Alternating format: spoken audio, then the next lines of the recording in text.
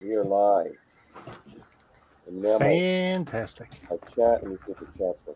Here I thought the chat wasn't working, but I wasn't reading it. It said, you need to be live. We are, and we have 2 people. That's even already? Well, that's even better. Oh, wow. Man, that's better. And I used this for Zoe's podcast when we did our podcast live. And I thought it worked out pretty good, figuring all the stuff going on in the convention center. So we should catch up. Well, first off, with Celebration being in London, I go back and forth on that one. It's Easter weekend, right? So, that's a little bit of a pain. But secondly, that also means that it's probably going to be on the East Coast less than a year after that, would be my guess. That's true. So I have to decide, do I want to go to London with no costumes, or do I just want to double my efforts in a year or so after that? That's my thoughts. Plus, I don't know what, like, Safi's probably at school, so she won't be able to go. We don't know what Zoe could be working for Lucasfilm by then, so who knows? What's a guy to do? So let's rewind a few days, because you just jumped to the Sunday of Celebration and missed Thursday, Friday, Saturday, and the day of Sunday. So for the folks that are watching, they may not realize that the two of you were lucky enough to go and spend a whole lot of time, and you can tell by your mannerisms and your voice that it was a very full event. Oh yeah. So it started for us. I got home Wednesday. I have one of the few jobs that on Wednesday we don't know when to get out. We have to wait on specific buses. So my duty day with students can end anywhere between 2:20 and 3:15. We just have to wait until all the buses. This happened to be one of the days that ended at 3:15, the latest it could possibly go. So me and Zoe, we basically rushed to the airport, right, Zoe? Yeah. And we got there just in time. Everything was closed, like all the restaurants were closed. So, and I think so. We just got on the plane, ate our pretzels. Our first stop was Minnesota, which was, I'm sure it's a lovely state, but the airport at 9 at night was not very exciting. And then we flew in. We finally got to our hotel at 2 a.m. I think it was. Oof. And then we got up early. We had to get. I have my swag box here. I don't know if I put it in my swag box. Yeah, we had to get. First thing in the morning, we went and got our COVID lanyards. Wristbands to see that we were COVID free. And then what did we do, Zoe? We went to the Lucasfilm Studio Showcase. Oh yeah, we went to the showcase panel, which we didn't get in the main stage. Did you guys win the lottery or something for that? Yes, we won the lottery for it. We won in the lottery, but we got in the secondary room. So we got in the wrong queue at first, but then they had a like an overflow queue or whatever, standby queue for the main stage. So we decided, look, we're going to wait in the standby queue until like 10 minutes because we had guaranteed seats in the other one to see if we could get in the main stage, which we didn't get in the main stage. So then we rushed up to the secondary stage, which was still good. And that's when we saw, like, who did we see? Ewan McGregor and all them. Then there was an impromptu John Williams concert. Was that his 90th birthday or his 80th? 90th. So they had an impromptu 90th concert. He conducted the concert. And then, we saw an Andor teaser, and we saw some stuff from like Willow, and then John Williams performed the Obi-Wan Kenobi theme. Right. And then he turned around and he was like, "This one's not Star Wars, but I think you'll know it." He started playing the Indiana Jones theme. Harrison Ford came out. They announced stuff about the new Indiana Jones movie. Did they show any like footage from that, or was it just Mhm. the still they posted online? Just the poster and the release date. And then, and then they said, okay, if you're in the room, you get a wristband. You come back at like 5 o'clock or 5:30, and you can see the first 2 episodes. So, of course we were. And they announced the Mandalorian experience. Oh yes, and they announced that they had brought a whole room of props from the Mandalorian and Book of Boba Fett, and put them in the one building. It wasn't pre-announced, like no one knew that was coming. And then Zoe got us in that right away. And then the only thing I couldn't get a reservation for all weekend was the Celebration store. Oh, I know. Yeah, we couldn't get in the store. We got everything else. And then see, and that to me is baffling, because you would think with a convention center that large that they could make the store big enough for more folks to get or in. like have 2 stores. Yeah. Yeah. True. Yeah. You know what I mean? I don't know. I know a lot of people to get in there. Well, and I wasn't also, I'll say for the store, I wasn't trying particularly hard, because we went to the Mandalorian experience Thursday, the first day we could have done it. And we did it, and you get to the end, and there's a gift shop. And the main exclusive from Celebration that I wanted was the Frog Lady plush, to get one for Lizzie. And that was in the gift shop there. So I was like, well, I don't need to get in the store then, really. So I like in the morning I'd be like, let's see if I can get a reservation, and I never did, but I will say I wasn't trying as hard for that one as I was for other things. Because then right after that, didn't we go to Anne Convery's panel? Yes, we had the studio showcase, then we went to Anne Convery's panel. And that was so much fun. It was an Ahsoka panel by the podcast, some of the podcast people. Tarkin's Top Shelf. Yeah, Tarkin's Top Shelf, and I forget the other one. There was another one too. Yes.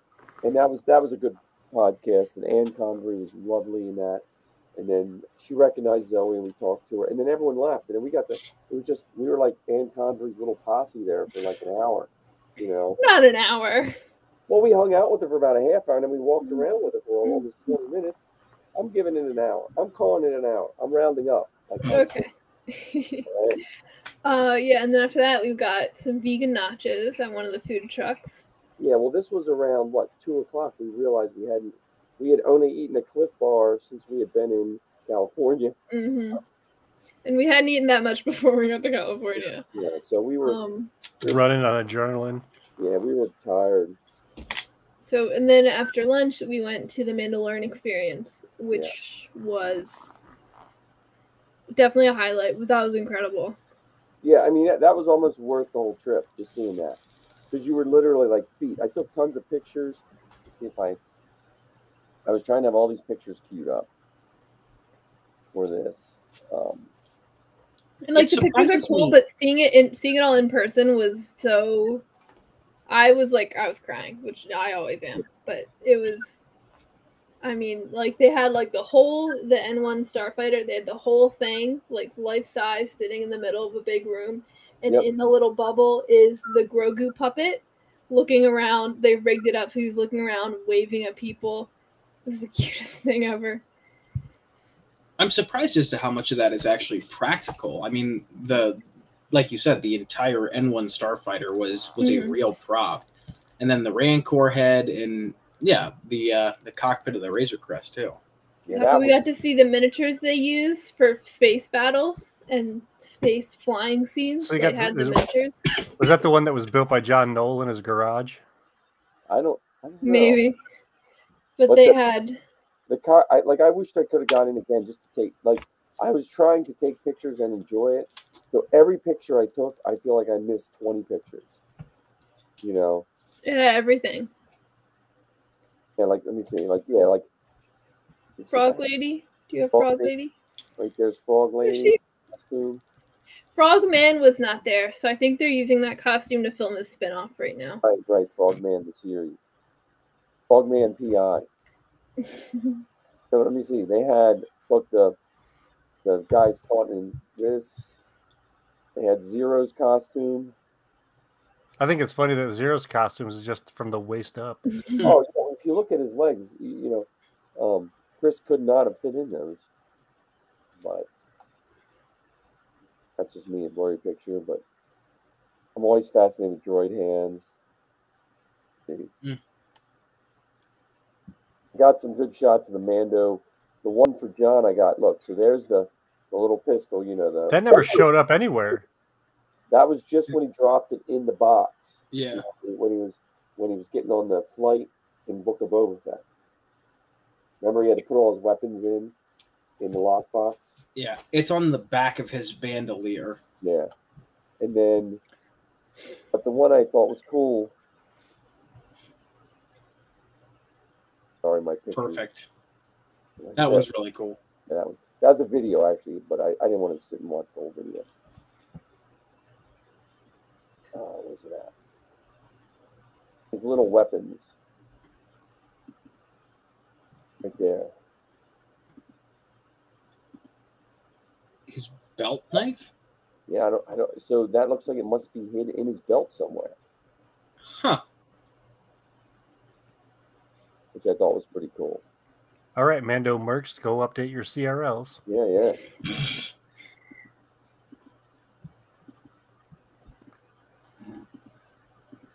Yeah, there's a shot right there. What's that item that's below the vibroblade? That looks like a torch or something, or I don't know. Yeah, I don't know what that is. Mudhorn suppository. Yeah, there you go.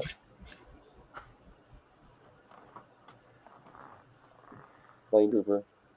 Oh, the Darksaber. Darksaber.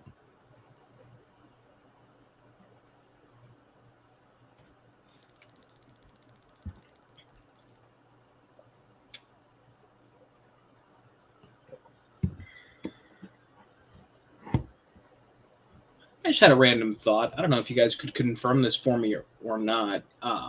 Is Din Djarin the first costume to be approved by all three of the major costuming groups? Because he's in the 501st and the Mando Mercs. I would presume the Rebel Legion too, right? Yes. Well, yeah. Is he in the Rebel Legion? I don't know if he's in the Rebel Legion. I think he is. I'm gonna look. I have the forums bookmarked right here. But the other thing is, like, you have Jawas and Sand People that are already. He's probably the first. But Mercs don't have denizens. Oh, that's right. Yeah, Mercs don't have denizens.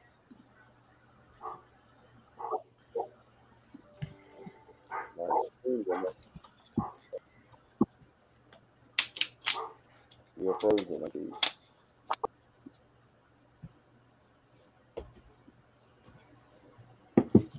Anthony sending a shout out to you guys at your celebration show. Thank you. No one is moving.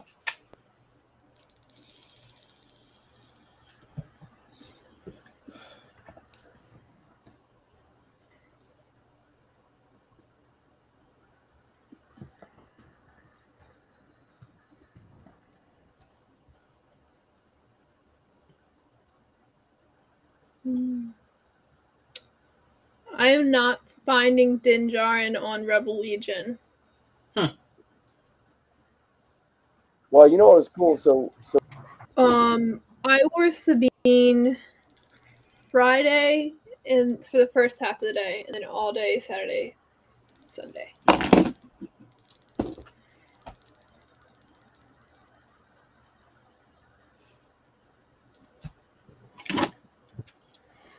How were the different costume club setups?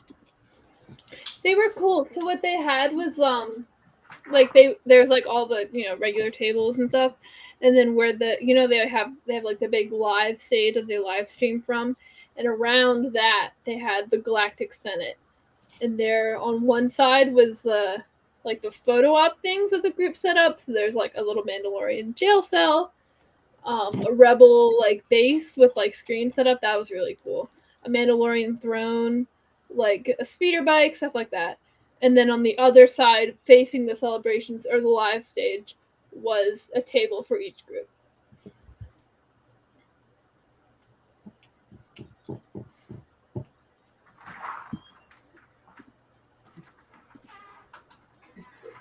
Have we lost Mike? I think we might have. Either that or he's just very, very still. There he goes. Nope, there he goes. It's weird that he can drop out of this when it's his live. So now's our chance to talk bad about him when he's not here. Right. Oh no. So this is the part of Celebration that I enjoy, especially because I didn't get to go this year. Seeing all the photographs just slowly come out as people get home and have the time to post their things. Yeah. Monday, we got back Monday afternoon. We got back in the evening to the house, and we like eat a little dinner, and I'm like, I want to watch Obi-Wan. My mom hadn't seen this, so I want to watch Obi-Wan with you. And so we sit on the couch and we turn on episode 1, and I get halfway through before I just pass out. I was dead tired. And then, yeah, and that was pretty early, and I slept in the next morning till like almost 10. So then like Tuesday was when I like posted all my like Instagram pictures and stuff. Yeah. How was the Mandalorian panel? Because obviously they had the teaser trailer and then the clip that they brought. So I didn't get into Mando Plus. We didn't win the lottery for that one. But after that panel ended, I was walking around in Sabine, and I had random people coming up to me. Then were like, "Were you in the Mando panel?" Like, and I was like, "No." And they're like, "Oh, didn't you see?" Like, and they're like, "Oh, Sabine was in it." And I was like, "What?" And they're like, "Yeah, they showed it." Like, and random people were coming up to me explaining this. And then one guy, didn't get his name or anything. He comes up and he's like, "Here, I took a video of the Ahsoka preview." And he pulls it out and shows me. So that was how I saw it. Yeah, but I didn't get into that panel. The big panels we went to were the studio showcase, and I got into the Bad Batch panel. Didn't make it to Tales of the Jedi. I was busy, unfortunately, but the main I wanted were the studio showcase and the Bad Batch, which I got. So it appears that Mike will be back with us here in just a moment. Mm-hmm. They also, I don't know how much you guys know about the game Hunters. That's supposed to come out soon. Is that the mobile game? Yeah, the mobile / Nintendo Switch game. They had a ginormous. I didn't take pictures of it. I should have. It was a huge booth with like stuff all the way up to the ceiling, like their posters and stuff. And you could play the game. You could just go up and line up and play the game. And there was never a long line for it, which was kind of weird. But I played it twice actually, and it's really fun. I liked it a lot. So in costume or out of costume? In costume both times, I think. And you got no pictures? Come on, what the? I know. It was cool. They had like cutouts of all the characters and stuff. And the game is very fun. The first time I played as obviously the Utuni, the two Jawas. The Jawas. Each other, of course. Then the second time I played as J3D1, the droid Jedi. So I would be very disappointed if you played that game and didn't play the Jawas. Yeah. I think they'll be my preferred ones, but I'll try them all. The Mandalorian was not. There's a Mandalorian in that game. He's on the poster and stuff, but he was not available to play. At least I didn't see him. But I'm excited for that game. Now, for the uninitiated and the unfortunately uninformed, what kind of game is it? It's so it's a 4 versus 4 like a battle game. royale kind of game. Yeah, right? it's okay. I would probably equate it most to like Overwatch. And those kind of games. Like it's very fun and colorful. I think my dad kept comparing the art style to Fortnite. But I would, and I mean, at least the game mode we played, I understand there's supposed to be more modes. We played, it was like a capture the point kind of thing. Gotcha. Yeah, I would say it's most similar to Overwatch as far as just the game mode and stuff. It's a third person play though. But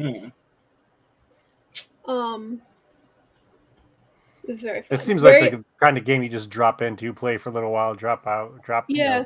Well, and I think because it is a mobile / Nintendo Switch game, I think it's it'll be less of a like sit up like I've been the past couple of days because my work doesn't open back up till Friday. I've just been like grinding on Battlefront all day. So I think it'll be more of a little casual game, which I like. It looks cool. I mean, I can see folks doing cosplay of all those different hunters. For sure. And was there talk of expanding it after it gets released? No, like not that. Hunters? I know there was a panel. I didn't go to that panel, so I don't know how much they said. But I know someone said like some of those characters are popping up in comics and things, and so I'm very excited. I love all those characters already. I just like anything bright and colorful and fun, and also Star Wars. So, somebody asked in the chat for thoughts on all the trailers. I will say, I know they didn't release this one, but I did see the Mandalorian Season 3 trailer in the studio showcase. Super awesome. I'm very excited for Bo-Katan and everything she's going to do in that show. Did you guys see the Andor teaser? Several times, yeah. Yeah. I got to spend a little bit of time watching the Star Wars live stream that they had going, so every once in a while they would play that Andor trailer. Mm-hmm. Yeah, I'm very interested in Andor. I think that show has the potential to bring back returning characters, especially in season 2, which I'm excited. I'm very excited for Andor. I thought the trailer really showed an interesting vibe for it, and like one thing I find interesting related to the new Earth stuff is they are showing more of the general citizens in greater clarity. Mm-hmm. So the background characters aren't as much in the background and poorly lit. It's almost as if you could do screen captures of the random citizen on a street, and you could become that, build a costume for that random citizen. Yeah. Like they're putting in that much depth and detail for all the different costumes. Like Mr. Ajax Citizen in Obi-Wan Kenobi Episode 1. Timestamp roughly after 28 minutes. Have to shout out Steel Wars got to be Ajax Citizen in the background of Obi-Wan Kenobi. So see, and that's the kind of stuff that I dream of. Yeah, right. Like Kathleen Kennedy and Jon Favreau listening to our show, and they say, "Hey, you know what? We have these 2 spots. We need someone to work this Melu run fruit stand. So we need to dirty up your face, put you in the streets of random planet, and here you go. You'll be on screen for 3 seconds, and that's enough." Yeah, that's all I need. Where did I get it? We're talking about trailers. So the other trailer, the Jedi Survivor. I don't know if you've all played Jedi Fallen Order or not. The Jedi Survivor trailer looked interesting. I'm very hyped for that game. Did you talk through all the days of stuff we did? No, someone asked about trailers. We're talking about trailers for a little bit. The other trailer, the Bad Batch Survivor trailer is interesting. Yes. Who do you think the Utapawan is? I don't know. I think it's going to be like a random guy, and I know it's not. I know everyone wants it to be someone. I think the guy in the back to tank is also just a random new guy. Yeah, the Bad Batch. We got a Bad Batch trailer. Senator. Imperial Senator. Yeah, that makes sense. And we got to see Anthony. Yeah, the Bad Batch. The Bad Batch. I think I'm most excited for the Bad Batch right now out of everything. How much time after the first season is the second season taking place? They didn't specify. In the panel they were like some time has passed. Like Omega's hair is longer, so I'm gonna assume like at least a year, if not more. They had time to repaint their armor. Nah, you beat me to it. The clip reminded me, give me a Swiss Family Robinson vibe. The clip you saw. Yeah, I'm excited, and there's Gunji in the trailer, which I missed that part. That's all I need. I is missed Gunji. the trailer because I rushed to Zoe's panel. Yeah, and Gunji's in the trailer, and not in the trailer they released, but in the trailer that they showed, because they showed a different extended cut of the trailer in the panel. And that trailer had Commander Cody in it. And the screaming in that room when Commander Cody showed up, they played it. I'm glad they played it twice, because the first time did not catch what he said. Because everyone was just screaming, and everyone screamed for Gunji too. That's a good time. Yeah. When are we gonna get a Gungan bounty hunter? That'd be cool. As far as how much I like Vivian Lyra Blair as Leia, I love it. She's killing it. I think she is making Carrie Fisher very proud. She looks just like her, and she's perfectly capturing the mix of Sass. attitude and hopefulness and compassion. And that maturity too. That. Yeah, she's awesome. I love her. What year is it now? In Obi-Wan? No, right now, yeah, 2022. Speaking of Kenobi, how is it possible that in 2022 we have to have an organization get onto Twitter and say, "Don't be racist"? Oh, like, Jesus.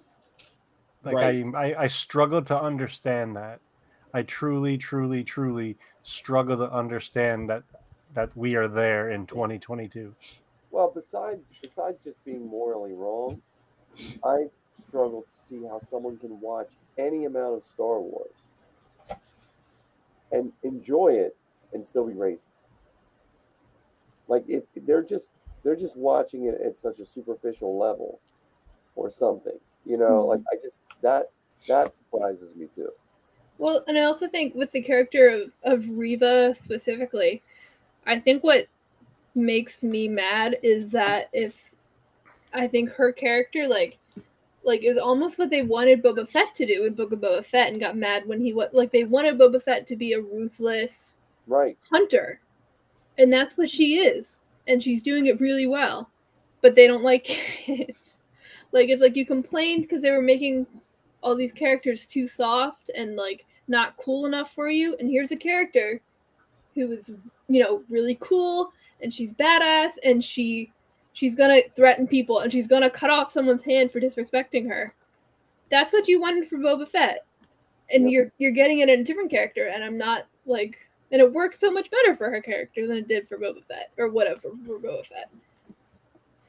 I just can't believe the audacity of some people to actually put that into writing and send that to her in her DMs. It's like that's it. First off, it's a fictional universe that you're attacking someone who's just playing a character for. And just because you don't like the character doesn't mean you have to attack the actor. I thought we'd learn this lesson with Ahmed Best, Jake Lloyd, Hayden Christensen. The list is endless. Yeah. Kelly Marie Tran as well. I mean, it's ridiculous that, like you said, Ken, it's 2022. How is this still happening? Well, and also, like, even if you genuinely don't like this character, A, it's already filmed. You can't change what they're going to release. B, she didn't write it. She showed up, got her, did her job, did what they told her to do, and cut her check.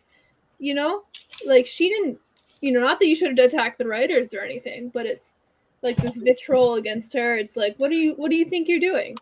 You're having no impact except upsetting someone who didn't do anything wrong. If you truly dislike a character, like if the character is that strong, then in some way the actor did a good job. Like if you that character, like when people hated Jar Jar so much in the first one, I used to always think, well, then George Lucas did such a great job because the special effects were so good that Jar Jar annoyed them. They weren't even talking about the special effects part. And I was watching. Go ahead. Yeah, I was just amazed after watching those first two episodes why anyone would hate her. I mean, she was probably my favorite character in the show. How can anyone have that level of vitriol for any of those characters, considering how little there has been? I mean, other than, let's say, Obi-Wan or whatever. But Yeah. I mean, it's a brand new show. How can people have that much hate in their heart in such a short period of time? To just, I don't know. I don't get it. I will never understand it. Yeah, I was watching the Heavy Spoilers show, as I do every Wednesday morning after watching the episode. And he I think he put it best. Yes, Reva might be an annoying character, but that's the point. Yep. She's supposed to be annoying. She's supposed to get on the nerves of the Inquisitors and Obi-Wan and Darth Vader. That's the point of the character. So I think people and like Blake said, I think there's only 3 episodes. Like, give it some time to marinate. Like I said to Ken on what was it? I believe it was either Friday or Saturday. I had reservations about the show after the first 2 episodes. I wasn't 100% on board after the first 2 episodes, but there were only 2 episodes, so I'm like, I'm gonna hold my judgment until I see more. And those reservations have been completely put to the side after this 3rd episode. So Well, and I like that line that she gives about how the Jedi will give themselves away. And if anyone hasn't seen the last, you both saw today's, right? Mm-hmm. Everyone saw today's episode. Oh, there was an episode today? Did you see it? No, but that's what Vader was doing when he was walking down that street. He was killing random people, hoping that Obi-Wan would Jedi out and come busting out. And I think it's really good that they haven't actually, or he hasn't acted on that. I think that really, how do I want to put this? It's put him in a different character than he was in the prequels. So he's not so ready to help everyone. What shows how far he's been beaten out of the Order. Like, you know what I mean? It shows how beaten and broken he is. And Blake said something about the Grand Inquisitor. I don't think we've seen the last of the Grand Inquisitor. Well, we haven't. He's in Rebels. Right. I mean, that's just, He's in a back to tank somewhere. The same way Cobb Vanth was. Yeah. He's Or a funnier note, Zoe, did you tell the Ahsoka story from the Ahsoka panel? Oh, after the panel from the fire alarm. Well, that's a good story too. Let me check that out. Do you still have the echo? Yep. No. Well, Let me see. we were in the queue for the Ahsoka panel, and we'd been waiting for a little bit, not long. And I turned to my dad and I'm like, this is going really well so far. Like, because I just like we got into their big panel, then we're in line for this panel. I just secured a reservation for the Mandalorian experience. I'm like, this is going really well so far. And then the fire alarm, even 10 seconds later, it was so instant. The fire alarm goes off, and we have to evacuate the building. You tempted the fates. I really did. How's the echo now, guys? Is it better? I think it's better. Yeah, I think it's better. Yeah, I think I had my headphones turned up too loud, and it was coming through. This mic is up like a fly fart. Yeah, so as far as the Grand Inquisitor, I think I could almost see him coming back at like the very end when all the other Inquisitors are like really fighting over his place or something, and then he comes back and they have to kind of fall in line and they're like all resentful. And I'm very torn on the decision to kill the Grand Inquisitor, because on one hand I'm like, okay, that was kind of unnecessary in the grand scheme of things, but in an isolated story aspect, kill off the Grand Inquisitor, put more focus on Reva, the fifth brother, and their internal conflict. So I'm very torn on that. Well, also to think about what the Inquisitors are and were. So the Inquisitors were, from what I understand, were trained as Jedi. Trained to be selfless, trained to use the Force, and now they're attacking each other because of their quest for power, their lust for, being in the good graces of Darth Vader. Well, yeah, and I think like it was, as far as for this story, I think it's a good way to just get him out of the way, and so we can spotlight Reva more, and he's not going to be interfering as much and taking the stage, or taking the spotlight from her. And then also I think we get to see the squabbling within the Inquisitorius, and how fragile their alliance really is. It's like, we talk about like the Sith, and they have this rule of two, and the apprentice kills the master, and it's this unstable bond because they're so selfish and just looking for their own power. And I think we get to like examine that with the Inquisitorius. Once there's a power vacuum there, everything, like the curtain was pulled back, and we get to see what them for what they really are. Do you think Reva was in the first scene in the temple? Yes, 100%. I think, because I was saying this, Axel and I recorded a podcast last night about it that I think will go up Friday. But I was saying, like, the fact that we see like this specific group of younglings, nothing to do with Obi-Wan, this specific group of younglings, and they highlight them. I think one of them was Reva. And my personal theory is I think they were hiding somewhere in the temple or something, and while they're hiding, they see Obi-Wan send the message to stay away from the temple, and that's why Reva, because I think her hatred for Obi-Wan, it just, to me, at least the way I feel like she's playing it, feels a bit more personal than just trying to impress Vader. That's at least how I read it. Like, I think it's very personal for her. Yeah, she's been very very quiet about like what her actual intentions are and what her motives are, and I think they're intentionally vague because it's going to be some personal vendetta.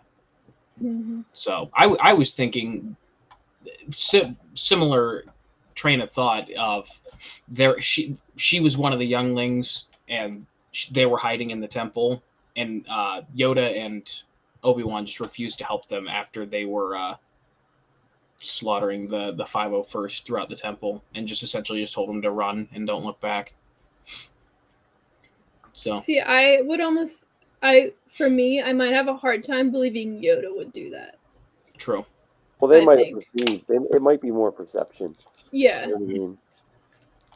Yeah, I could see something like that. I would just have a hard time believing, like, Obi-Wan, maybe at that point, but I don't think that's ever in Yoda's character to say. If you think about the other masters during Order 66, even Caleb Doom's master told him to run.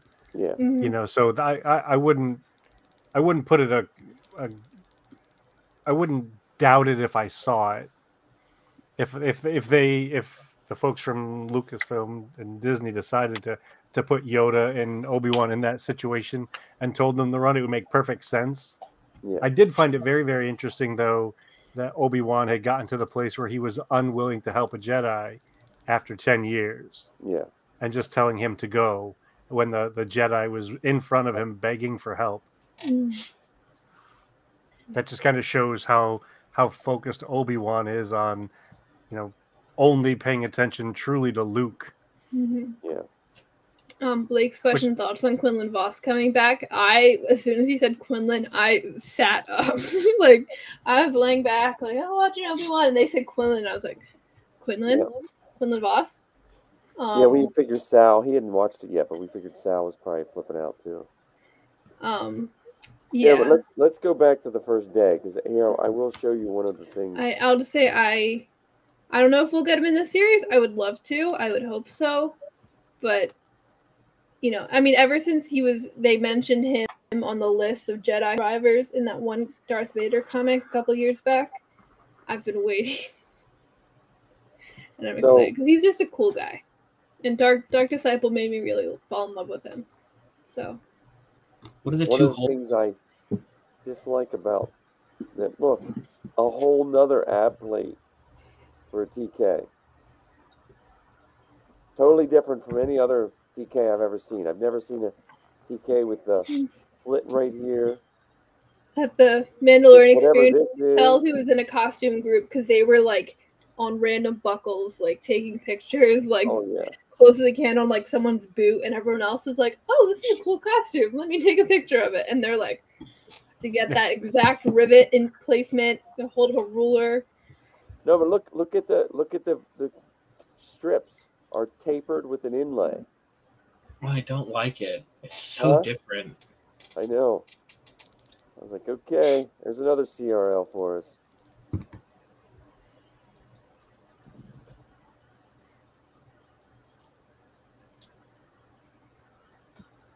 Let's see if they have.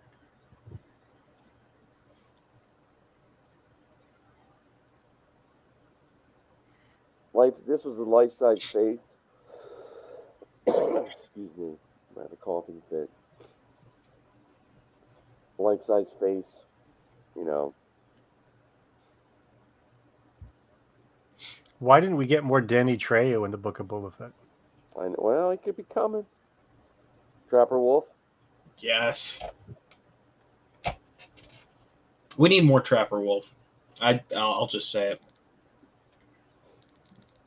I'm curious about the in-universe. I know that obviously the actual reason why he has the wolf pack symbol on his helmet because it's Filoni. But I would love to know. Here's my Trapper Wolf theory, is that as a kid he was saved by wolf pack clones on his planet from separatist droids, and he took their symbol for his helmet. That's my Trapper Wolf theory. So after that panel, we did get to see a couple more costumes.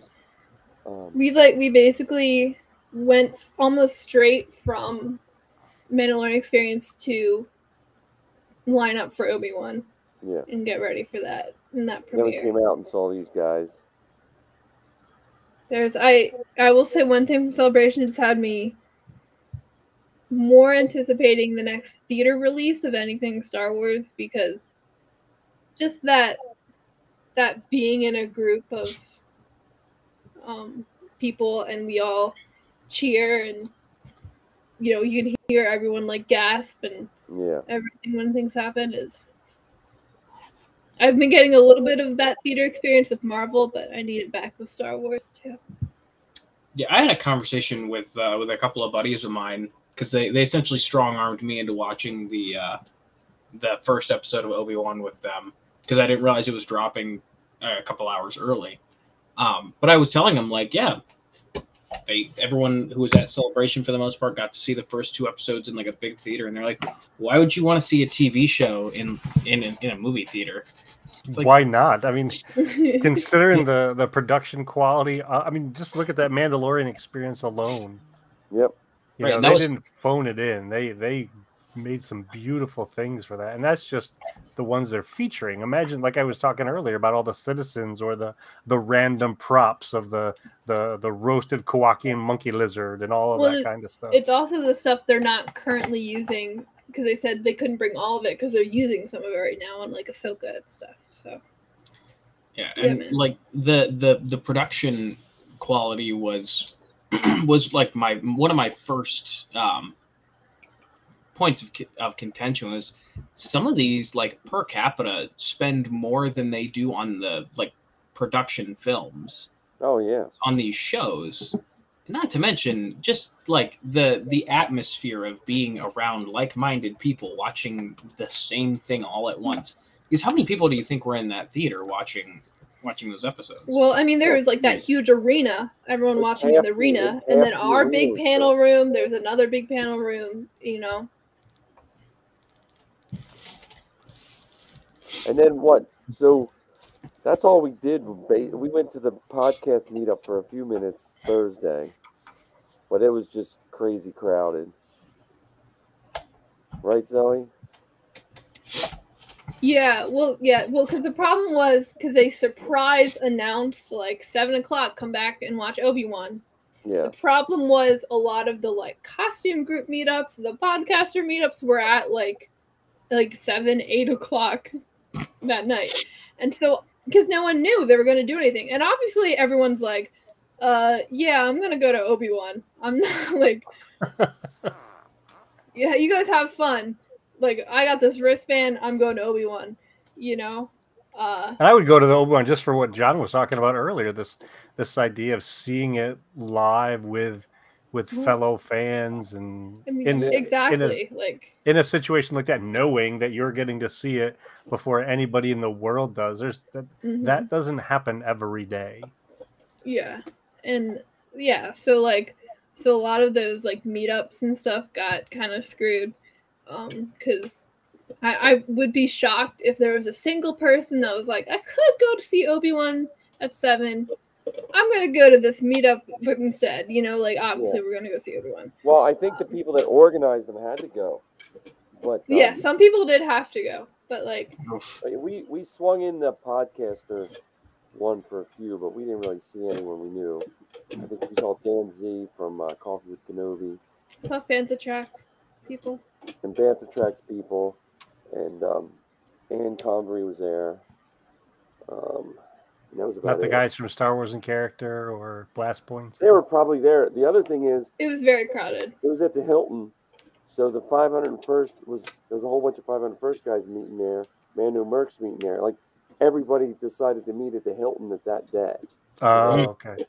It was, you were having conversations like 5 feet apart and couldn't hear what someone was saying. So, but yeah, and thanks to COVID, and even before COVID, I've never been a fan of that kind of a crowd. Yeah. Where you're literally shoulder to shoulder, or you have a hard time here. No thanks. And then I think we went and got food. My only complaint with the Anaheim, I like the Anaheim, the way it's set up, because you check in, and then there's a whole outside area. You don't have to keep going in with your passes in the building and stuff. So, we just walked around with the costumes and stuff.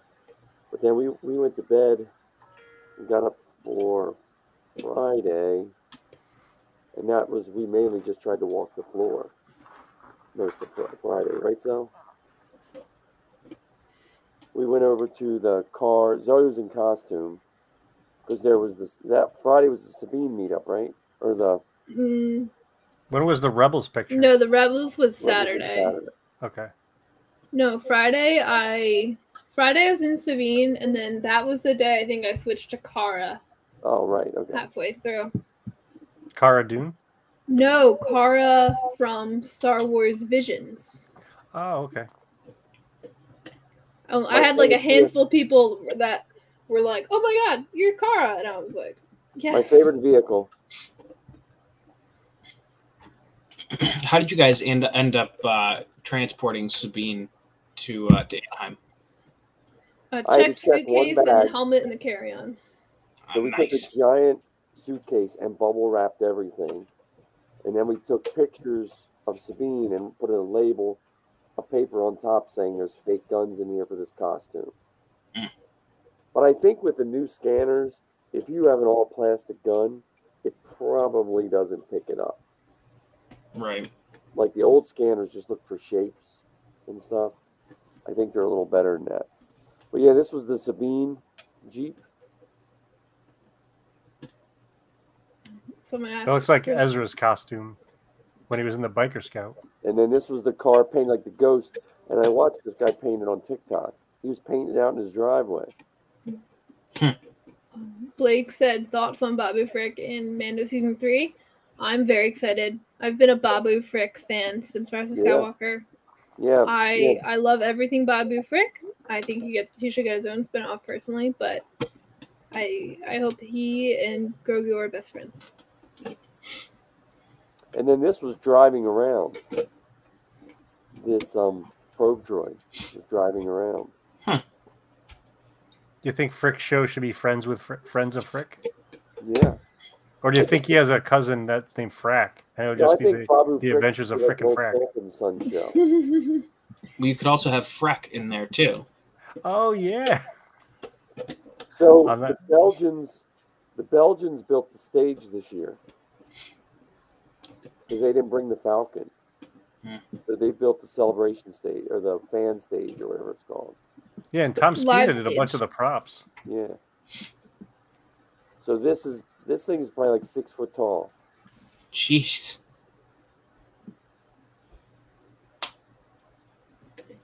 There's Zoe and her. One of our Star Wars stories. Father and son. Is that the Father and Son podcasters or no? No, he was in our Star Wars stories. Oh, gotcha. Him and his son. We just ran into him on the floor. That's just a bad picture. Ah, the vintage R2. Oh, the life-size vintage. Yeah. Love that. It's so shiny. My next car. Which one? Are you going to get the white one or Well, the black? They're not making either of these. These weren't even real cars. They were just big plastic shells. Mm. But they were cool to look at. So they're essentially Hot Wheels? Well, Yeah. and that booth had all of the Inquisitor costumes from Obi-Wan, as well as the Obi-Wan costume.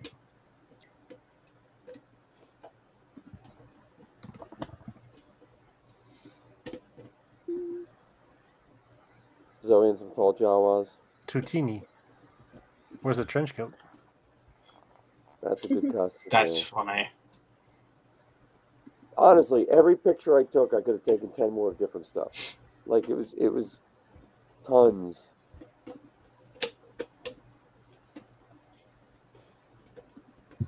Yeah, Blake said Professor in Ahsoka. That's the character I didn't see again, but I'm very excited to see again. And I hope David Tennant's back to voice him.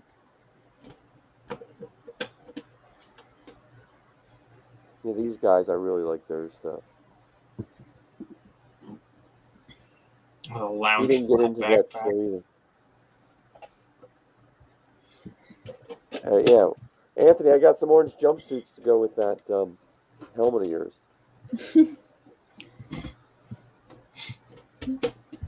The other weird thing they did, so facing the stage was all the fan groups, which was kind of cool, except they had to keep the lights down for the stage, so you couldn't see the fans that well. Oh yeah, I remember that was a very good Bo-Katan. That was all handmade.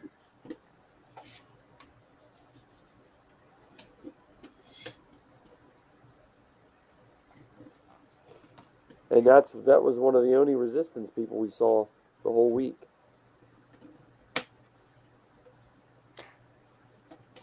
That's surprising to me. Yeah, I know. Oh, the Temple Guard is cool. Now, Zoe, did you tell them the Ahsoka story from the panel when I talked to that one girl? Oh, so you actually have it down there with you. We just received a set of a Ahsoka headpiece, which I wasn't going to talk about on any podcast or anything. Well, I was going to make a surprise, but and we only 7 people listen to this, so it's okay. So, we were walking, and Kathleen Kennedy, so you might want to. Yeah, we were walking out of the one panel, or no, this was during the fire alarm. When we were walking out during the fire alarm, I mentioned earlier, and we saw a girl in an Ahsoka costume, and her headpiece looked really similar to the one we had just gotten. And so we asked, like, "Oh, is that a KM creation?" And she's like, "Well, yeah, I am KM." So we're like, "Oh my gosh, like, it's nice to meet you," because we love the headpiece and stuff.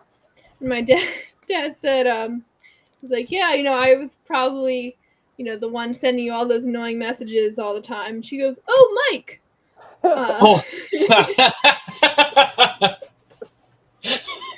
And that made my day. Oh, Jesus. Yeah, first name basis. How about the Inflatable Falcon people? Did you talk to them? We did. We did. I don't think if he knew if he was going to call security or what.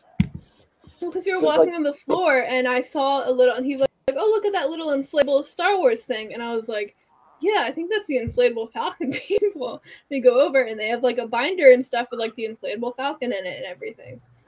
So did you like get selfies with them and stuff? Come on, where are those pictures? Yeah, where are the details? Come on. I think I just have one picture of me standing at the stand, but he didn't seem as enthralled. Like, I was talking to him about it, and I don't think he understood why we were so excited. He was trying to sell that little tiny thing next to him. That was 40% off. It was all Did he on realize sale. where he I don't was? know. Like, did he know he was at Celebration? Like this Star Wars shindig, the biggest in the galaxy? Yeah, I think he thought I was a little weird for being excited about the inflatable Falcon. Like, Well, yes, I and mean, because the other one, I'm looking to see if I have a picture of it. The other one was just it was literally every bouncy house with Star Wars logo on it. Yeah, they can't all be the inflatable Falcon. Right. see, I think it's a missed opportunity that they didn't bring it. Oh, I Right? agree. I agree 100%. Put the inflatable Falcon next to the TIE Fighter? Come on. It's a win-win. Put it under the TIE Fighter. You bounce right into the top of the TIE Fighter. Oh, That's the only way you get into the cockpit.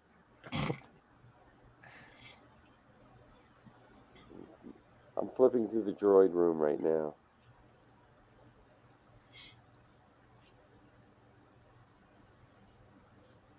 So we had spent some time watching some of the live stuff, and then on Sunday they do the wrap-up video like they always do, and I'm sitting on the couch, and Heather looks at me, she's like, "Are you crying?" I'm like, "Yeah, I'm crying because I wasn't there. I didn't get to participate in any of this stuff." And they're wrapping it up, and they got all these great costume pictures and all these family pictures, and you know, just really, really cool stuff. I'm like, "Yeah, I'm crying because I didn't get to go."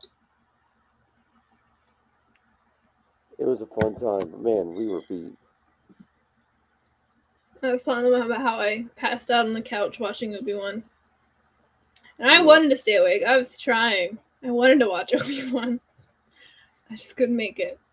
Was it my imagination, or was there more of a sense of, at least with the stuff that they were showing on the Star Wars live stage, really pushing the positivity and the family focus and the support that everybody shows? Because that seemed more than usual. I mean, I know that they brag about the stars brag about the fans, but it seemed like it was a little bit more extra this year than in years past. I mean, honestly, that's all I felt this time. And I don't know if it felt like more than usual because it's been so long since we've had Celebration, and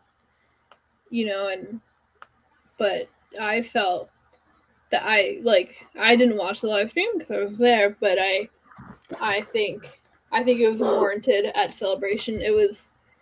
Everyone was just very friendly and nice. We were like every line we were in, and we were in a lot.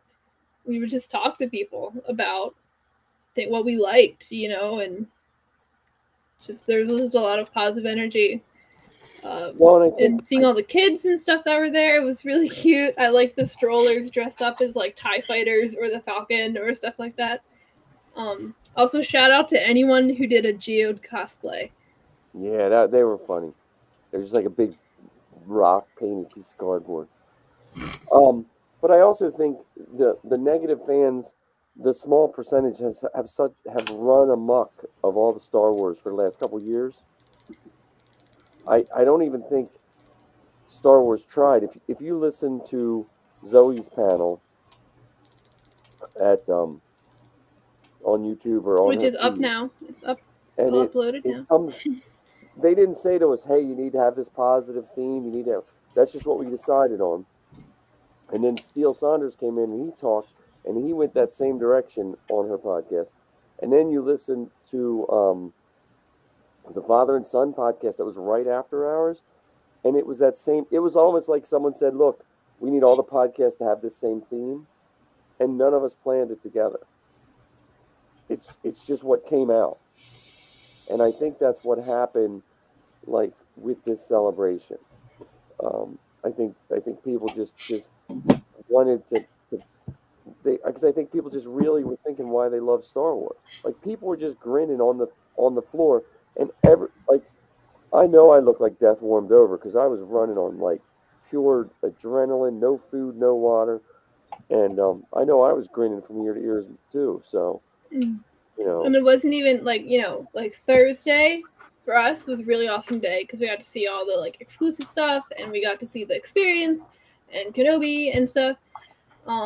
But even outside of just getting to see cool Star Wars like exclusive new things and like the panels and stuff, like Friday and Saturday, I don't think we went to any panels, maybe one. Maybe.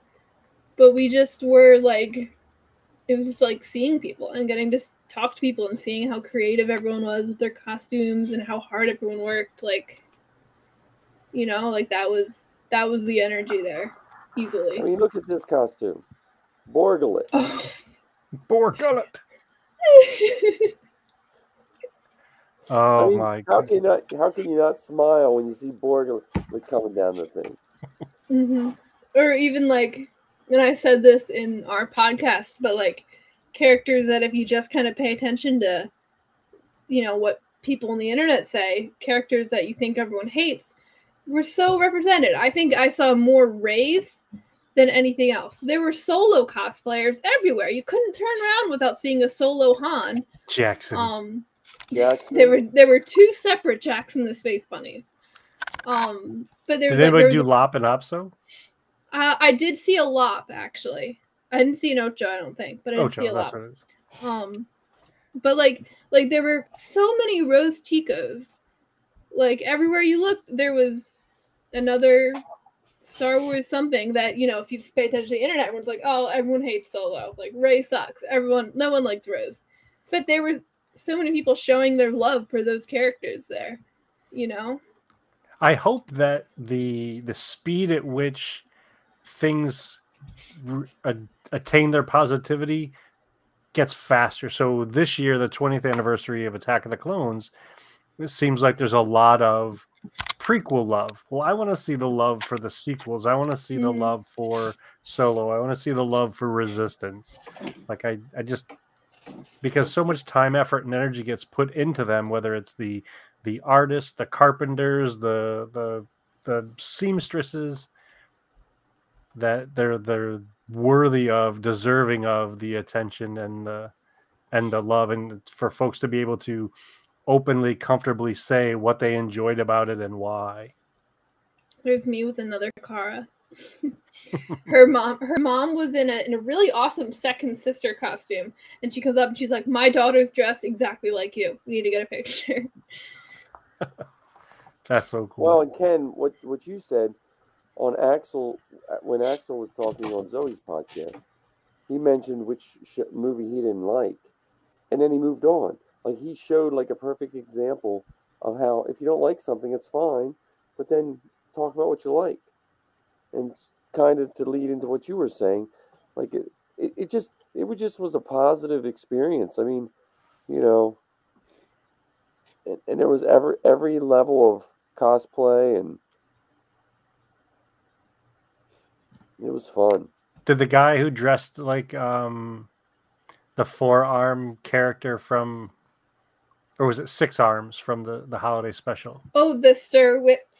Yeah. Whip, Yes, yes. was there. And I got excited every single time I saw. Again, I needed 2 cameras, or like a 360 camera or something like that. But I needed but I couldn't even because I also didn't want to realize I didn't want to spend my whole time just looking through my phone too. Mm-hmm. So I tried to get as many as I could. Like this is another one that I just really. Well, that's what I like now is telling Zoe and John while you were taking a quick break. This is the fun time because now everyone is sharing their pictures from Celebration because now they have the time to do it because they're not in the heat of the moment. Yeah. Where did those Rhodians come from? What family is that? I forgot. I didn't recognize them. They were just I think they just made up a family of Rhodians. That's awesome. And then the costumes, I mean, this is still one of my favorite costumes. I looked at this thing all week. The Ursa Wren.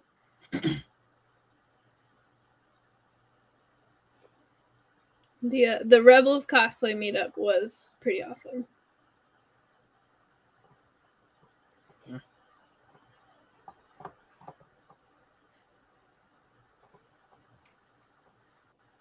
There wasn't enough Vaders for me though. I could have used a couple more Vaders.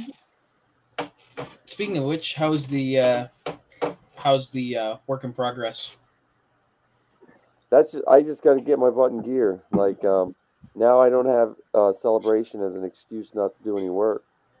So You better not be using the Tuscan party as an excuse neither. nah, Tuscan party. That's the only thing I'm messed up with is I have 0 filament right now. You So, didn't order another I batch ordered yet. $400 or $200 worth of filament. It hasn't gotten here yet. Oh. And I'm a little. Tomorrow there's going to be a knock on the door while you're at work, and there's just going to be a so. pile of filament out front. And then so have to bring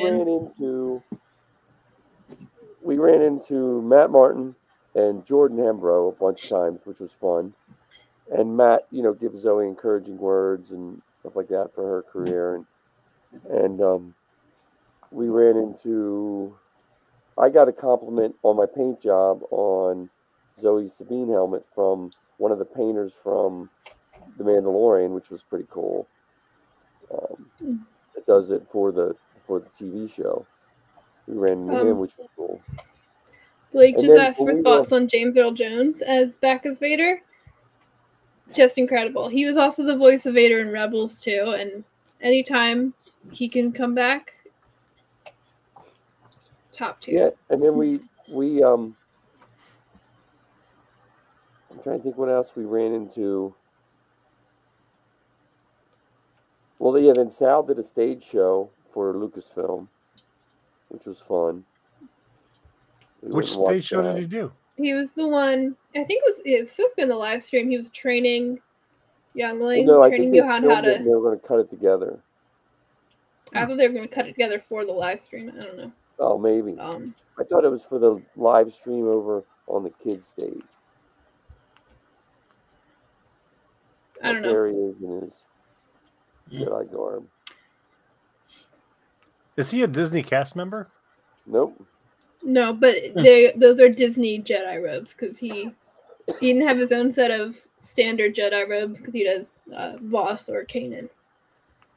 Yeah. So he got to do a show with them. We watched him do a lot of the cut scenes. And then this group of guys was good too. The Ghostbusters. Oh yeah, I saw a picture of them with the Force ghost of Luke, Obi-Wan, and someone else. Mace Windu in a purple Force ghost aura. Yeah, I thought that was hysterical. I was looking at that at work, and I was just.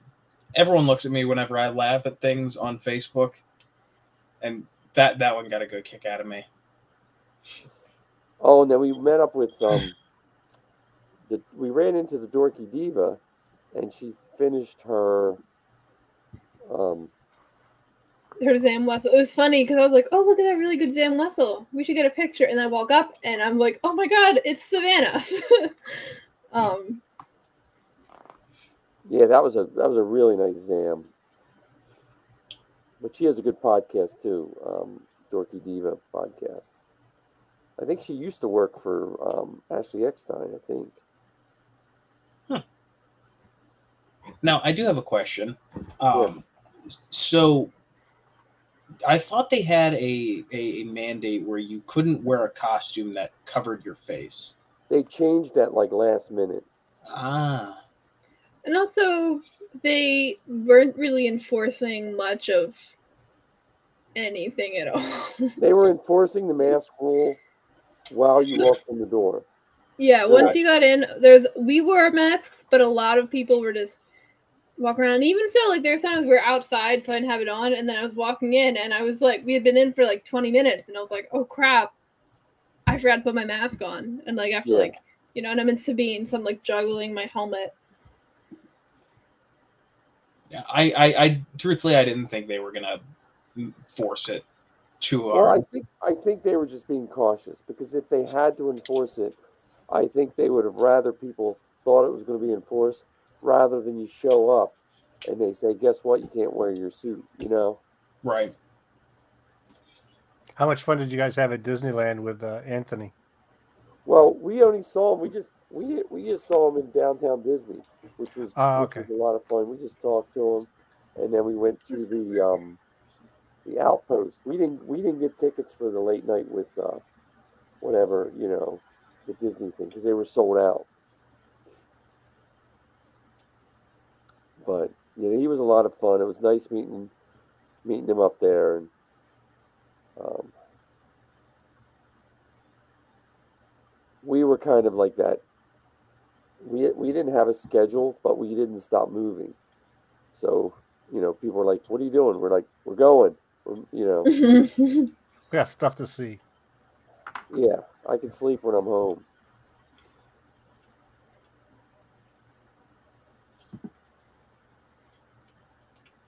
Trying to find the.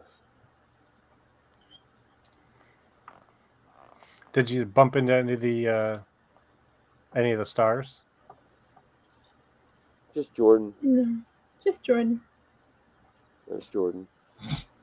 Jordan took a really good picture because everyone just kind of happened to converge. It was us, FJ, Jordan, and Matt. Yeah. He took a really good picture. I think I posted it on my Instagram. He took a really good picture. Yeah, that girl, she crocheted her whole hair headpiece. Yeah, she was pretty so cool. nice. And all the costume people were nice because everyone was at a different level. There was some better than everyone and some not. But everyone just came together and just loved each other's costumes.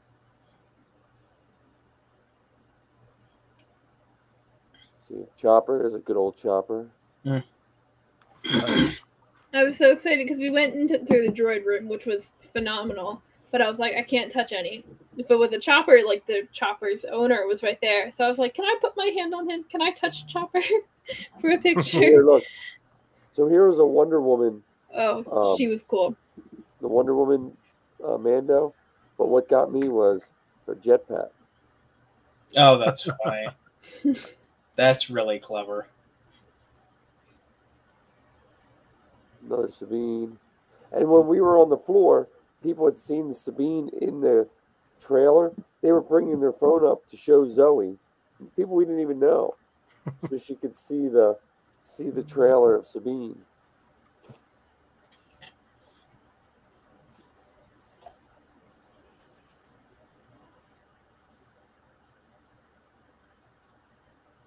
I'm trying to see if we have any. There's FJ right there. Max. Every time I found an Ezra, I would be like, I found you. Oh, there's the. Yeah, these are by the Volkswagen. So, fun fact: the Grand Inquisitor, how the inside of his cape is red. When we get close up to it, I don't know if you had a picture of it. I don't think I did. It's just tons of tiny little Imperial symbols embroidered. Oh wow! In the whole red part of the. Oh, that's Dominic Pace. That is Dominic Pace was roaming around as. So you did meet a star. Yeah. Yes, we did, and we did run into Ajax Citizen. Yeah, we had Ajax Citizen on our show. That's Steele Saunders' part on Obi-Wan Kenobi, because he was in the Obi-Wan Kenobi show. Yeah, I'm waiting for John and Dave to call us in. Yeah. Well, you guys could play inflatable starship salesman. Yeah, mechanics. We just go with one of those little foot pumps. Inflator 1 and Inflator 2. The helmet. Oh, nice meme. That's awesome. Animated Boba Fett. Nice. I got one shot ahead of Pop Trooper. I didn't see him, he wasn't around as much as previous celebrations. Well, he and Dude Vader are super famous now, so. Yeah.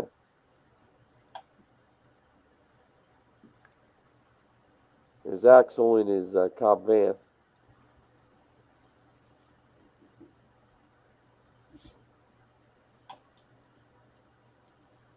this is the meetup. This is the. Oh, our Spider-Man pictures.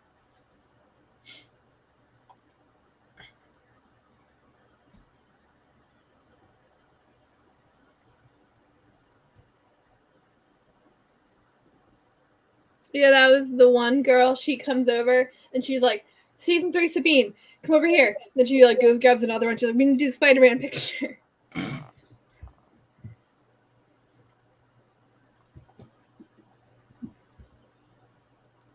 We had one Zeb, and one Hot Callus, and we had Dave Filoni too. Did you guys get to see the person dressed like George Lucas? Yep. Yes. He had a line. He had a line of people getting pictures with him. Well, that was one really sweet thing because we did like the whole group of Rebels, and then we did like just Ezra, just Sabine, just Kanan, just Harris. And one person came over and was like, "Can we have the Kanans and Harris come back for a picture? Because our son's named Kanan." And it was a little baby dressed as Dave with a tiny little hat and a little Wolfpack shirt. Yeah, there's the spray paint trooper.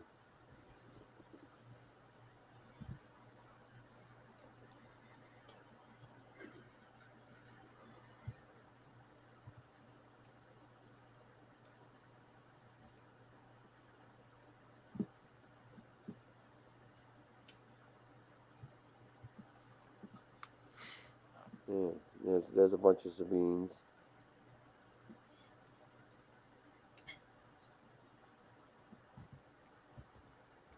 I don't think I've been on that part of the convention center. This was on the second floor. It was on the roof. We got some okay. really good pictures with that Hera. Yeah, this is a really good Hera. We got some really awesome pictures with her.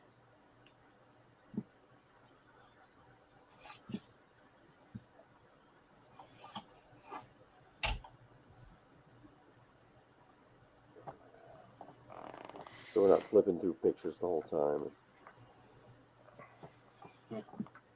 I still really want to do a Kanan, but I'm very conflicted on cutting my hair. Well, just do the Wig. ponytail. Just wear a wig. Wig. I can't do wigs. Do Yeah, the ponytail one. Just right. do the But Or you could do the Lothcat painted Stormtrooper helmet. Yeah. True.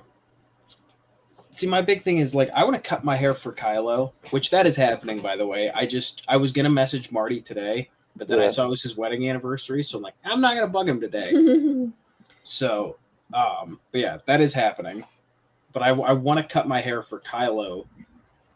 You also, I mean, Sal Perales does an awesome Kanan. He cut it a little bit, but he had hair down to like his waist, and his Kanan was still sick. So there's Chris Bartlett. And then the plus side to Chris Bartlett. We did run into Chris Bartlett, yeah, I forgot. Yeah, he's all the droids, you know. But the plus side is I went to let me see. Did I put that Chris Bartlett up? There it is. I went to the Innovos table, you know, or whatever the new company is, because they owe me for the Generso soft goods.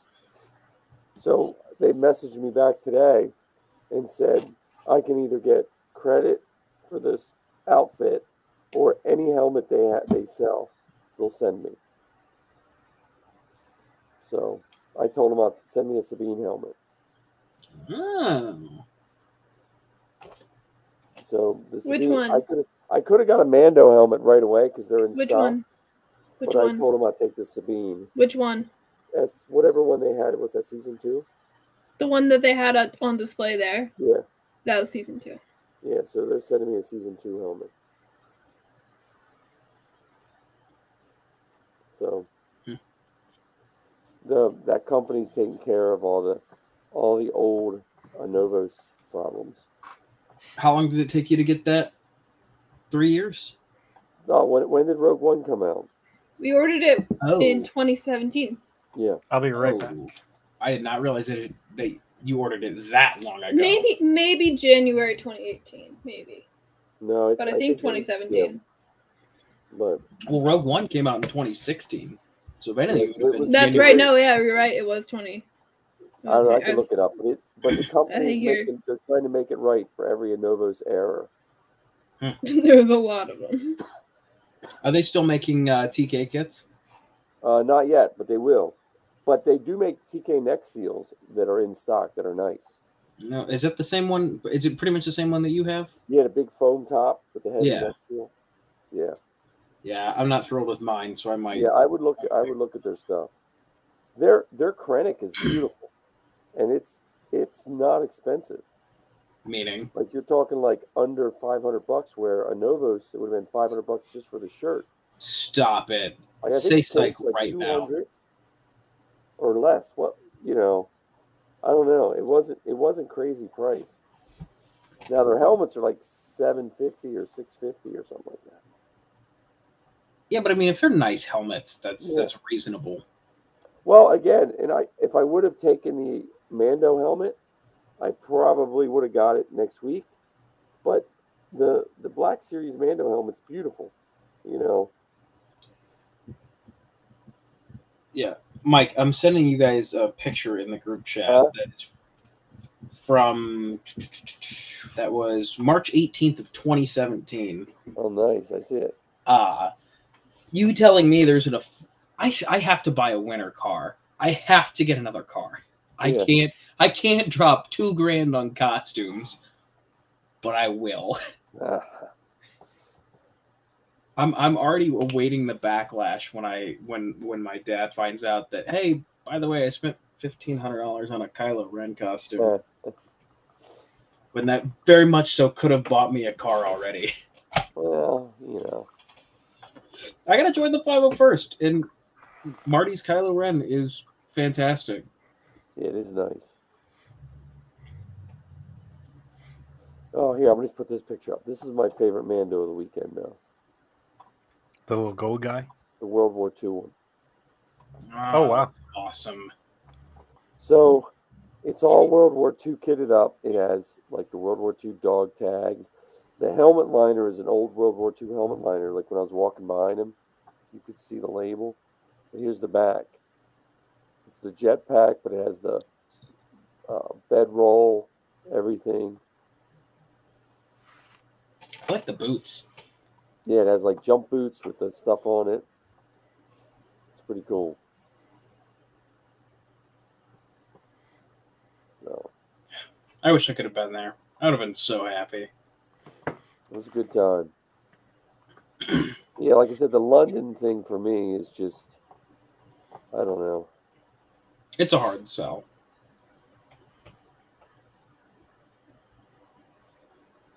Oh, virtual cookie, cool.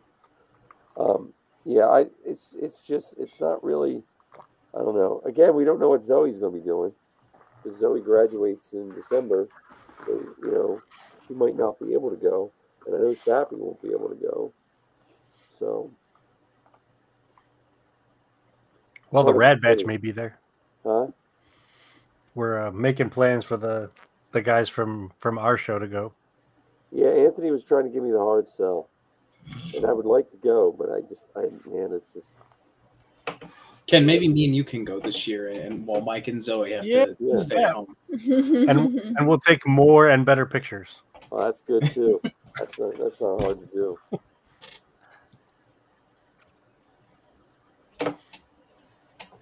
Yeah, I need to go to Celebration.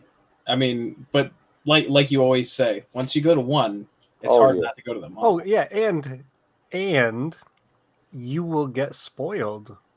You truly will, because it's like no other event. Yeah. So Heather and I have been to 3. We've been to Anaheim, Orlando, and Chicago. And in Chicago, we were only there for one day. And the day after, I complained because I was only able to go for one day. So I mean, and I know it sounds like a little child, but it's just so much to see and so much to do. And believe me, I enjoyed that one day. I mean, I dressed as a Jedi. I got pictures with Ahmed Best and Paul Bettany, and Heather and I ran around like fiends, just trying to see as much as we could in that one day, and it was absolutely wonderful. But yeah, you need to experience it firsthand, so you have a better sense of what we're talking about. Yeah, and I think I could use Celebration next year as an excuse to finally get out of the country. However, my biggest problem is I don't like flying. I've never been, and it just petrifies me. Well, you could swim. It's not True. scary, honestly. Take a I'm not a boat. big fan of flying. It's just so, I don't know.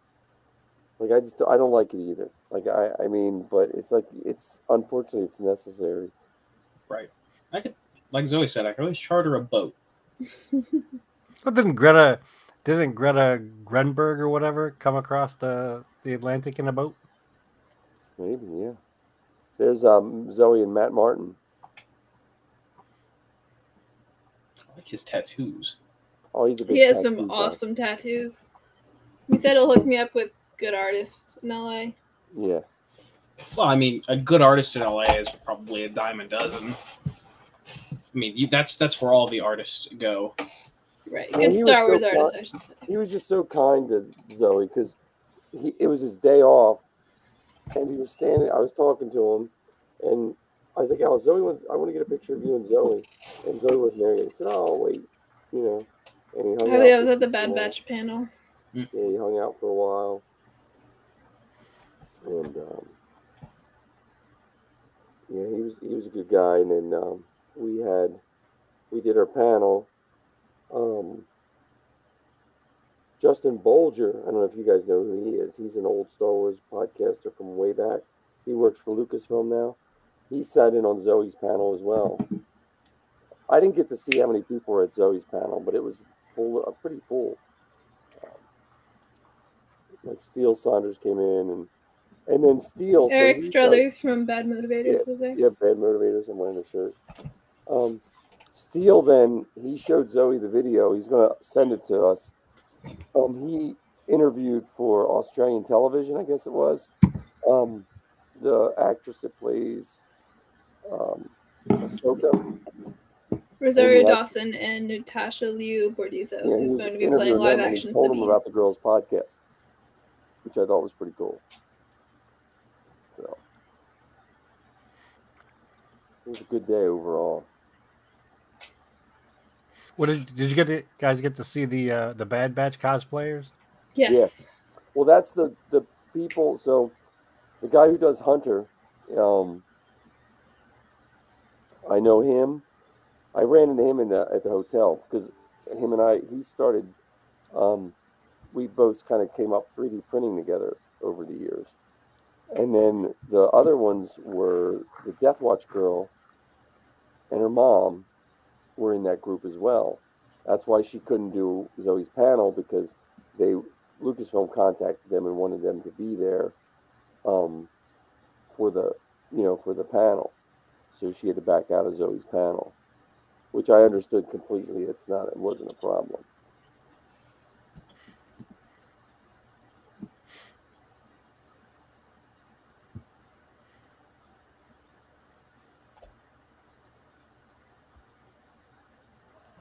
So, yeah. Any good souvenirs from the weekend?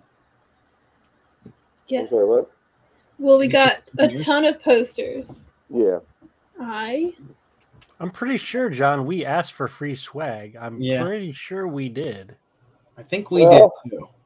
I don't know what swag we got. I got Bad Batch posters. That counts. You guys might have to fight over the extra one of that. Chrysanthemum. His little dreads and everything. Oh my. Oh, the Andor posters. And he's in my pocket. We played this game a bunch of times. Hunters. Mm-hmm. Well, because at the studio showcase, they gave us a thing to get Kenobi and Andor posters. So we went and redeemed that. And they were like one each, And then at the Bad Batch panel, we got tickets to go redeem for Bad Batch posters. And so we go over and we go up and the tickets were supposed to just be for Bad Batch, but they're like, how many do you want? They gave us like 4. Then they're like, go down the line. So like we got like Visions posters or not Visions, like the Hunters posters. They're just like every single poster they had, they just like pushed them out of the circle. We're trying to get rid of them. Like just take them. They probably printed. It was the last day. It was the last day of the con, so they're like, it's many. That's the best day to go around because people don't want to carry that stuff home. No, yeah. The vendors don't. They didn't have like we got lanyards and we got a little Ziploc bag, like a bag to carry your stuff in. And then they were sending home pieces of the, they made that big diorama, which I didn't get any pictures of that. I just it was back in the corner, so I didn't really get back there. What was this year's theme? It was the Mandalorian, so it had like pictures of scenes from the Mandalorian. They had like the cave with the Mudhorn and stuff. Yeah. And wow. Town, that long skinny town. Navarro? So, I don't know. Which looks thriving in the season 3 trailer. Yeah, so it was a lot of fun. I mean, I definitely recommend people going. But I don't, London, like I said, if you book airfare now and you search around, it's not going to, I thought it was going to be ridiculously crazy compared to LA, but it's not roughly the same.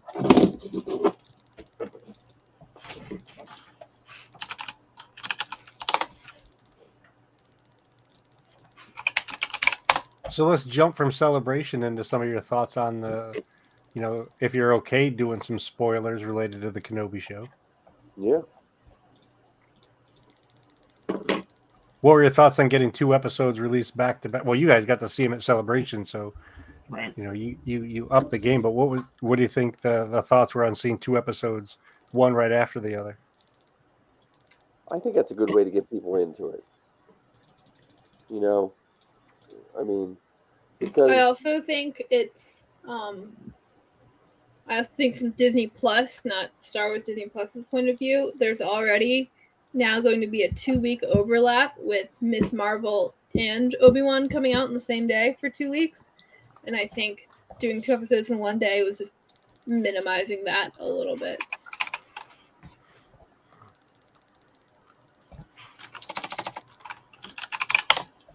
But yeah, I just liked how they introduced Leia. I liked how they showed Obi-Wan as basically, he was a broken Jedi, just kind of waiting on Luke, and I liked how they showed the relationship between Uncle Owen and him.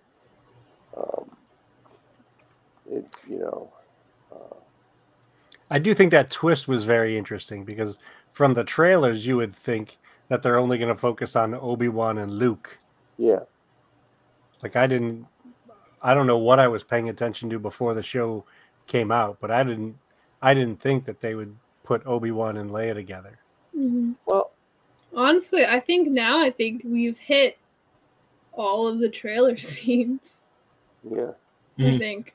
So it's but very they almost exciting have now. to, you almost have to not have Luke in it. Mm-hmm. It's like almost Obi-Wan is almost destined to try to go as far away from Luke as possible for at least a little while.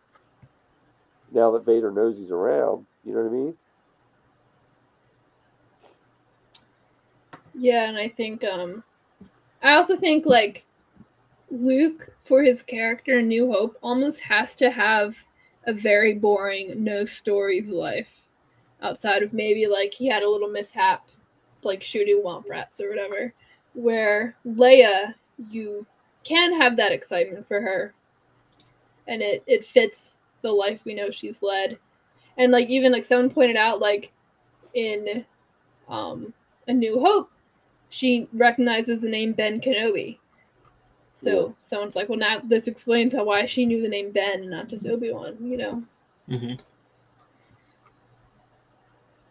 Yeah, but you would have thought then in New Hope she would have been sadder when she saw him disappear at the hands of Vader.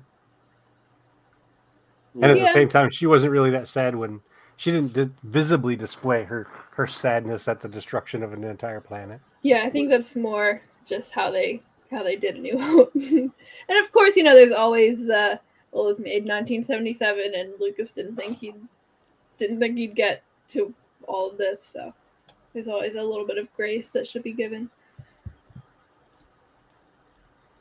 Yeah.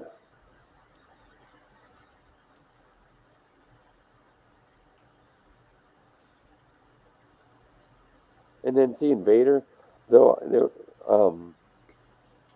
I'm surprised they had him and Vader fight so soon. Yeah, I agree. Even from a, and I can't believe I'm going to go down this science fiction rabbit hole.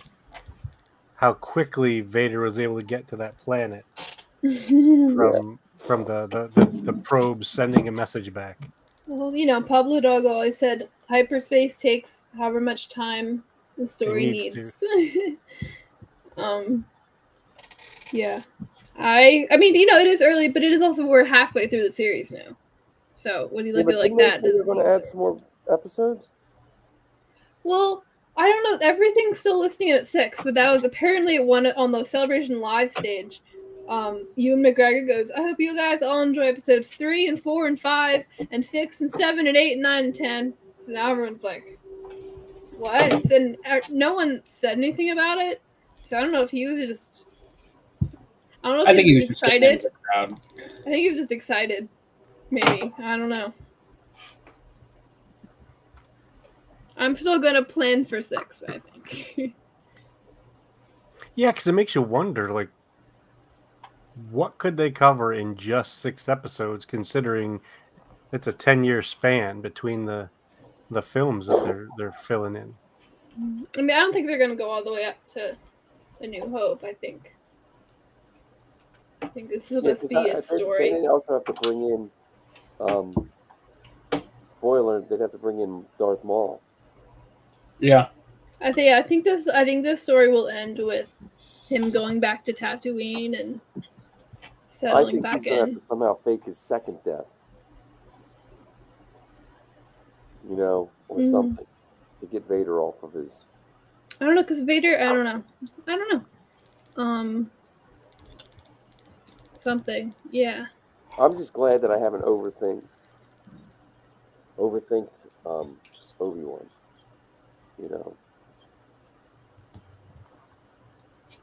Yeah. Now, do you guys think that we're going to see any Clone Wars flashbacks?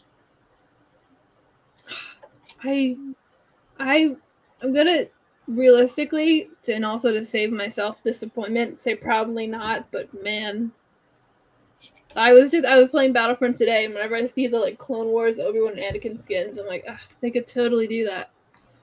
But I don't think so. Yeah, I was thinking that when he was having that nightmares, but they didn't really do that. So, well, because he wasn't in the back to tank. Yeah, true. You only get real flashbacks in the back. Yeah, but see, I also think Kenobi the is flashback machine. From a business standpoint, I feel like Kenobi is more targeted to the Star Wars movie fans. Mm-hmm. Mm-hmm. It's not as. I think they're hoping that people will watch it and then it'll bring them into more of the Star Wars. But it looks like it's geared more towards the people that just saw the movies. It was the biggest Disney Plus opening premiere. Bigger than any of the Marvel shows, bigger than Mandalorian, and bigger Which to than me is amazing Clone Wars. Considering how many people got to see it at Celebration. Yeah. Think about the the number of people that were in that room, and that only counted as one stream. You know what I mean? So it's incredible to think of how popular it is, having just 3 episodes out there. Breaks my heart that it dethroned Mandalorian. I think The Mandalorian had already been dethroned by one of the Marvel shows, though. And it was, I think, Siege of Mandalore dethroned it, too. Well, The Mandalorian's still #1 in my heart, all right? Well, I tell you what, after seeing all those guys in Mando costumes, it did make me realize how much I love the Mandalorian, just his look. You know, It's a great costume. I mean, like he's kind of captured like everybody from all demographics, from little kids now to people older than me. You know, Yeah, and I told you guys last show, The Mandalorian was I would very much so say, like, I've always been real big into Star Wars, but The Mandalorian's what got me to be obsessed with Star Wars again. Yeah. So I've got a very, very deep connection to Din Djarin now. Well, I think one of the greatest things about the Mandalorian show is it connects to the old stuff, and it also takes it down a different path that you don't necessarily need to rely on space wizard monks or, you know, evil space wizards. Like, you can do other great stories in that universe where you don't necessarily need magic and laser swords. right. And I'm kind of hoping that Andor captures that same magic of, like, there's probably not going to be any Jedi or any Sith. There's not going to be any Force users in that show for the most part. Right. It's going to Well, be I don't very know. I gritty think and that boots on the ground. I think you're going to have a bunch of Palpatine in Andor, aren't you? Probably. And you might have some Vader. You might have some, like, just Vader commanding forces kind of thing. You know, I think they're going to have them in there. This will also tie, I think, potentially, you know, into the idea of the acolyte, where they bring these folks in to show that evil doesn't have to be this mystical power. And I think Andor has a potential, just based on what I've read, has a potential to strike that nerve of people who don't like their expectations subverted. You know, because they've said already that this is going to show a different side of things that has never been shown before. You know, But so see, it could include like that underground railroad type thing that lady was talking about in the the last path. episode of Kenobi. So you could have like a slight touch of that, you know. Mm-hmm. Well, I think this will be some of the darkest stuff that's out there, where they're showing the true impacts that the Empire had on regular citizens. Yeah. You Well, know, Kenobi's touching on that. Yeah, it's showing some of that, absolutely. They're doing a much more intense version of that, and Rogue One definitely, with the occupation of Jeddah and the destruction of Jeddah. You know, they're showing the impacts of the Empire on the ground, and not just, you know, in space battles and stuff like that. Well, and, you know, also just based on the trailer and you know, the classic line of "I've been in this fight since I was 6 years old," you might get to see some of the impact on citizens of the Clone War. Yeah. So, well, they touched on that with the sisters in the end of the Clone Wars. Marta's sisters. Right. Yeah. Well, because it might show you why maybe the Jedi being gunned down didn't shock the populace as much as you think. You know. Mm-hmm. So. Did we all hear that the first 2 episodes are going to be on the 31st? Yep. Which I like that they're doing. For the last couple shows they've done, it's been the first 2 episodes. Let's get you into the story, and then on a weekly basis. I still think, I hope someday that we get the option to see those first 2 episodes in a movie theater. Mm-hmm. You know, 2 episodes and then watch it on Disney Plus. You know, I think when we finally beat COVID, I think that'll be more mainstream. Yeah. See, I don't know. I think that Disney wants to hold those things just for the streaming service. Yeah. True. And we would have to do kind of what you did, where we rent the movie theater and hack into our Disney Plus account to see them. Honestly, I'd be fine with that too. We can do that for the finale of Kenobi. Yeah, we can do it.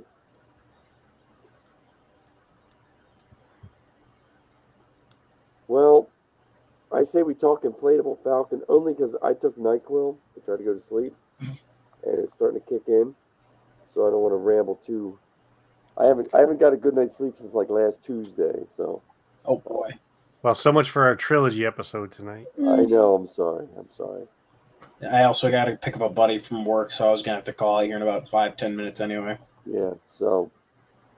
But as for the Inflatable Falcon, Toga sent me a message that they might have one for rent in Rockville, Maryland, which is a couple hours away from here.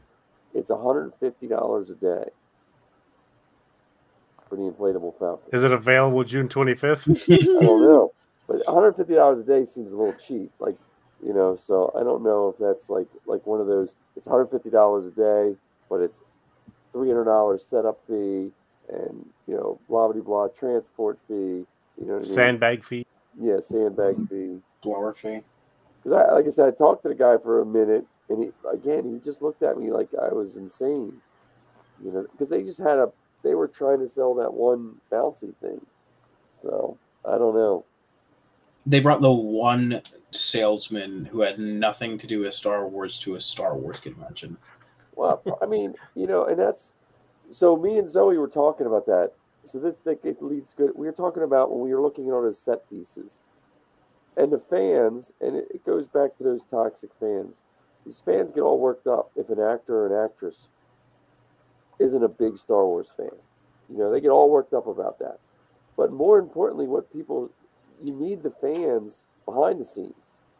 Like an actor is paid to do what you give them, and they can love whatever they. You know what I mean? Like I don't believe every person that plays a murderer as an actor is a murderer.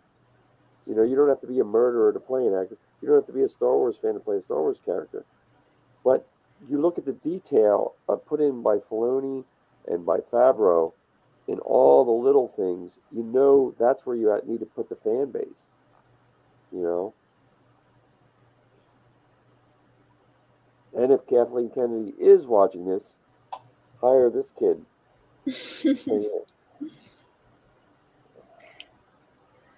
And just invite the rest of us to these events. Right. We all do cosplaying around, right? The highlight of my celebration thing was doing it with Zoe. She's a grown woman now, and she's going to graduate college in December. So who knows what goes past that. But the people that we met that are associated with Lucasfilm and all that put out such a helping hand to Zoe that I can't thank them enough for just all their encouraging words and helpful tips and stuff like that. So it makes me happy about the company. So that's it. I got nothing. I'm like I said, I'm about 3/4 deep into NyQuil right now. So well, thanks for spending time with us tonight and getting us caught up on your California adventures.